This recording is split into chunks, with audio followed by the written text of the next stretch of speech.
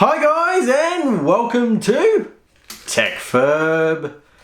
Today we are doing a CPU review. We are looking at the Intel Core i5 4440. So let's get into it.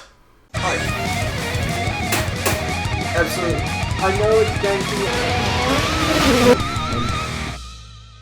to... Okay, ladies and gentlemen, so Intel Core i5 4440. The reason why we're looking at this chip today is not just one because I have it in my possession, but because it's at the point now where this CPU is replacing the second and third gen i5s in terms of bang for buck. Now, back in 2018, when I looked at the Intel Core i5 2400, at the time that chip was going for around 20, 30, 40 Australian dollars, or you could buy it as a part of a system for about 150 with a motherboard and RAM. That was a great deal at the time. The performance was fantastic. It was sort of bottlenecking an RX 480, but it was good enough to do the job for the time. Fast forward to 2020, it's okay now, but the performance is a bit lackluster, and you're going to start to see it hiccup a little bit. But I haven't tested it with some benchmarks. I've just used it, and I'm noticing that it's starting to get into that little bit too old age gap. So that's where the i5 4440 comes in.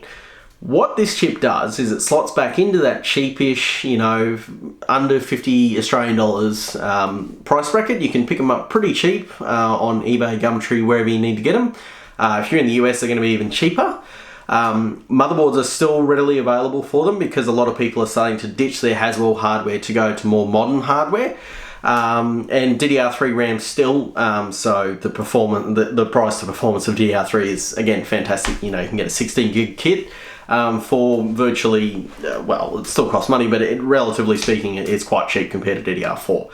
So, as long as this little chip right here matches the performance of, say, a modern GPU, well, I would say that it's quite appropriate to purchase for gaming.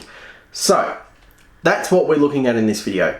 The graphics cards that we'll be using is, well, one of the two is behind me here. It's an AMD Radeon RX 480.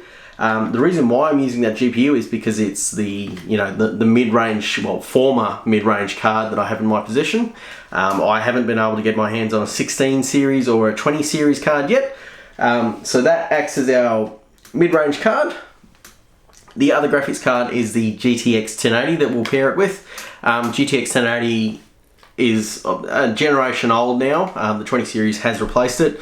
The performance is roughly on par with an RTX 2070, so it's still a reasonably high performing card. And it will hit 100 FPS in most games these days anyway at 1080p, so it's still a good card. So, to compare, we have used my Ryzen 5 1600, which is sitting off camera over there, and that is sort of our baseline for pretty much every benchmark going forward. As we said in a couple of videos ago when I built that system. So, without further ado, let's have a look at how this little chip performs. First game off the rank is CSGO. The performance was good. It was still good performance, but it wasn't where I expected it to be. So the i5 4440 with the GTX 1080, it struggled a little bit, which surprised me. And compared to the Ryzen 5, you're seeing that maybe it's another 20 to 30 frames higher on average. The 480 eclipsed both results with the Ryzen 5, and then with the 1080, it's further again. So CSGO, it's performing well enough, but it's not maxing out either of the cards. It's actually bottlenecking both graphics cards. Dirt Rally 2.0. Dirt Rally 2.0 is a title that is actually quite friendly to older hardware. And we can see that in the performance graph there. You'll see the i5 4440 slightly edged out with the RX 80 over the Ryzen 5, and then with the GTX 1080, you saw the Ryzen 5 take the slightly higher average frame rate. But critically, the chip is performing well. Next is F1 2019. I like this benchmark. The reason why I like this benchmark is because it is almost always CPU bound. You can throw whatever GPU you want at it, but generally you'll find that your CPU is generally the limiting factor to an extent. As you can see in the graphs here, With the RX 480 or GTX 1050, you didn't see a whole lot of difference in the results. The Ryzen 5 with the RX 480 outstripped both results from the i5 chip. So i5 chip bottlenecking the RX 480 in that benchmark there. But again, the performance is where we would want it to be. It's still almost 100 frames a second, which, let's be honest, I don't think anyone is going to complain about getting that on high settings 1080p. GTA 5.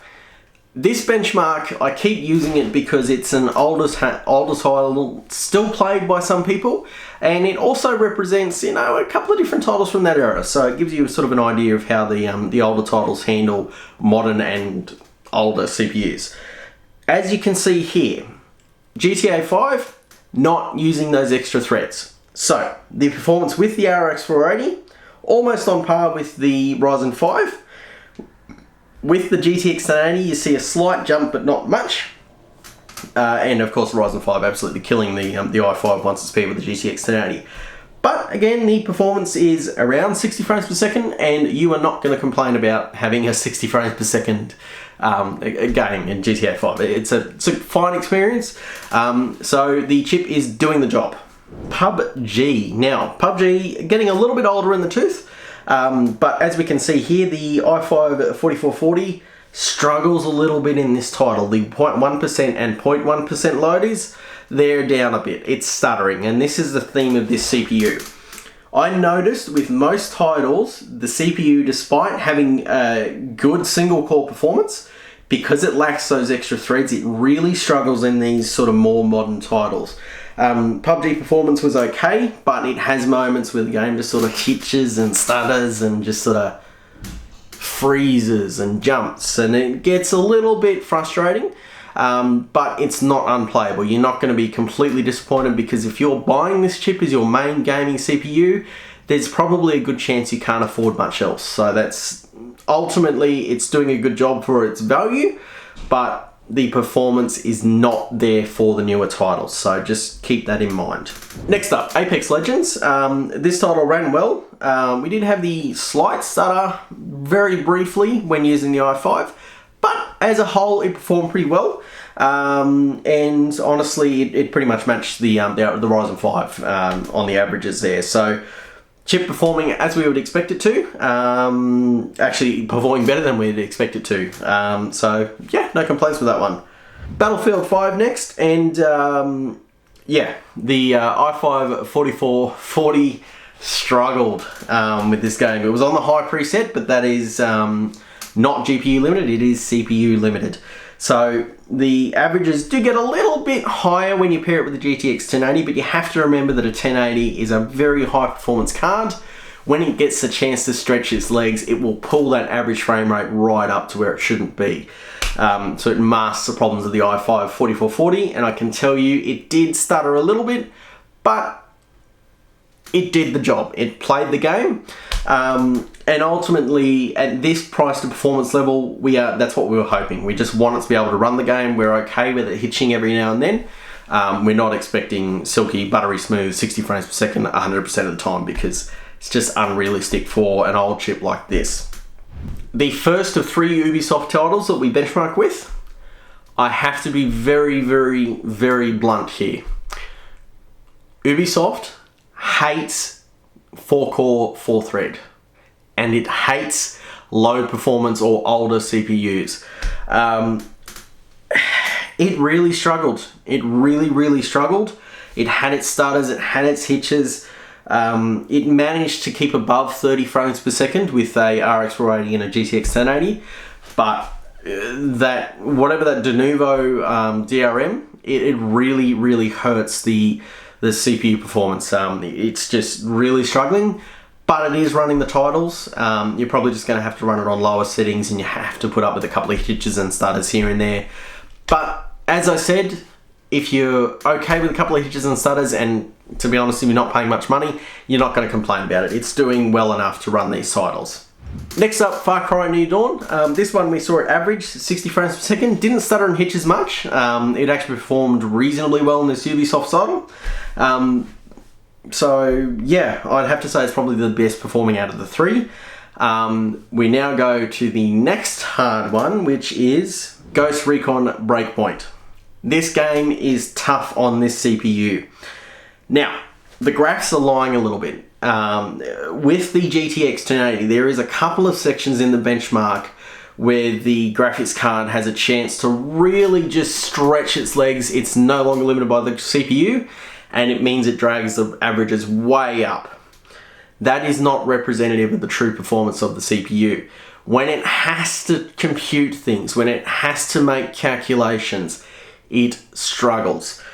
The 1% and the 0.1% are reflecting this. You're getting stuttering. The performance is not ideal, but you can run this title. Potentially at lower settings, it will do okay.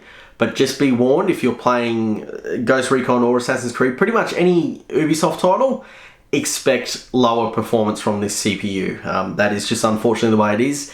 Ubisoft is very demanding, and you basically have to spend more money on better hardware to be able to run their games, which is kind of sad that they haven't optimized for PC, but it is what it is. Next up is Fortnite. Now, Fortnite is a game that I would very much expect people to play with a CPU, and it did okay.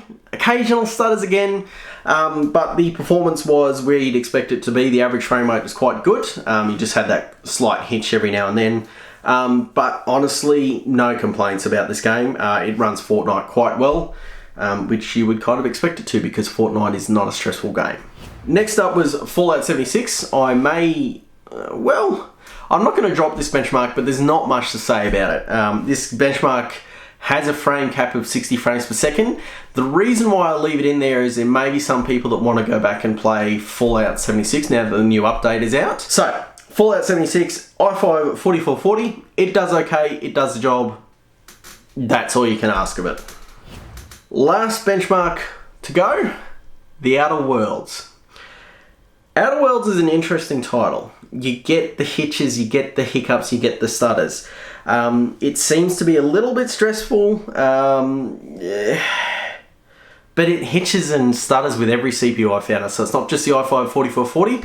And to be honest, if you can put up with the stuttering, it performs reasonably well. And as you can see here, we're getting over 60 frames per second on average. So no real major complaints there. Next up was Cinetech R20 multi-core. This is unfair, to be frank. You've got a 12-thread CPU versus a 4-thread CPU, and the score's reflected. But the single-core performance of that 4440 is respectable. If you were to divide the score of the AMD by 3, it's not that far ahead. It'd actually be behind, but it is multi-threaded, so it's technically a 6-core with 12 threads. So once you factor it in, the single-core performance isn't too far off the Ryzen 5. And if we go to the single-core Cinetech charts, you can see there, not much difference. So this is a key takeaway about this CPU. If you are not doing heavily threaded applications, it is still a good enough CPU. You're using it for office work, you're using it for Photoshop, you're using it for just sort of lightly threaded tasks that are not, not CPU hugely intensive, need lots of threads. It is perfectly fine. You do not need to upgrade. So I did the Blender benchmark. Performance wasn't great from the i5 4440. You really shouldn't be using it for video production workloads, as can be seen here. It just gets absolutely creamed.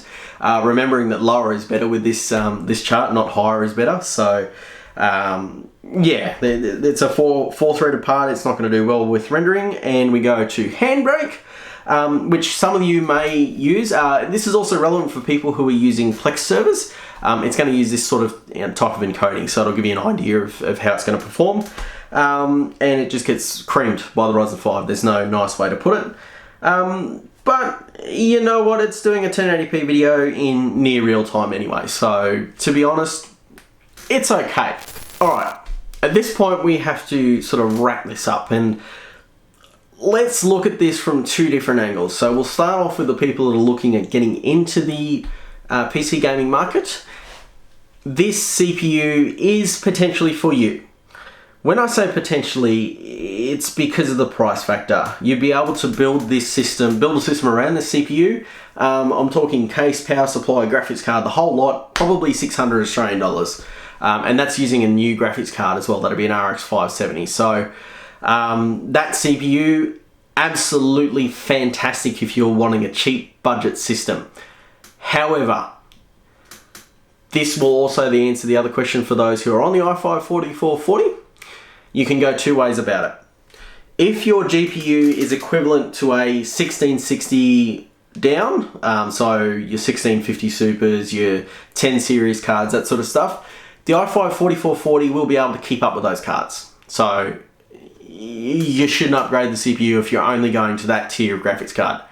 However, if you are going to a 1660 Super or higher tier graphics card than that, so you're getting into your RTX range, or on the AMD side, your 5700 or 5700 XT, those real high-end cards, you will see a benefit of upgrading the CPU. So if you're willing to spend about 1,000, 1,500, 2,000 to completely refresh your system, absolutely go for it.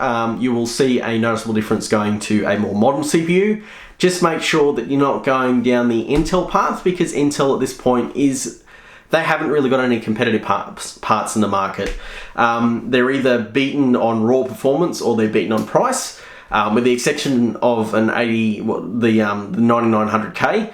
That's purely because it's the top tier card, but again, that CPU is worth more than probably the system you're looking at building. So Ryzen 5 3600, fantastic CPU that'll pair well with anything that's an RTX 2060 Super, RTX 2070, anything up to that tier.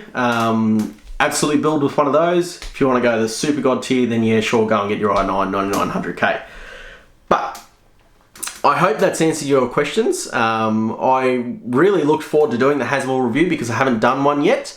And I must say, I'm impressed with the performance. It has, performed where I'd expect it to. So, if you like this video, give it a like. If you disliked it, you can do that. Subscribe if you want to see more videos coming out. I'm trying to get them onto a weekly schedule. Hit and miss whether that happens or not. And make sure if you want to ask me questions, put them down in the comments. But if this video has been up for about 3-4 months, there's probably a chance I might not see it or respond to it. So if you've got a question for me, the Discord chat, it's down in the description below. Jump on it, ask me questions in there, and I usually respond within 24 to 48 hours, depending on how busy I am at the time. So thanks for watching, guys, and I'll catch you in the next video.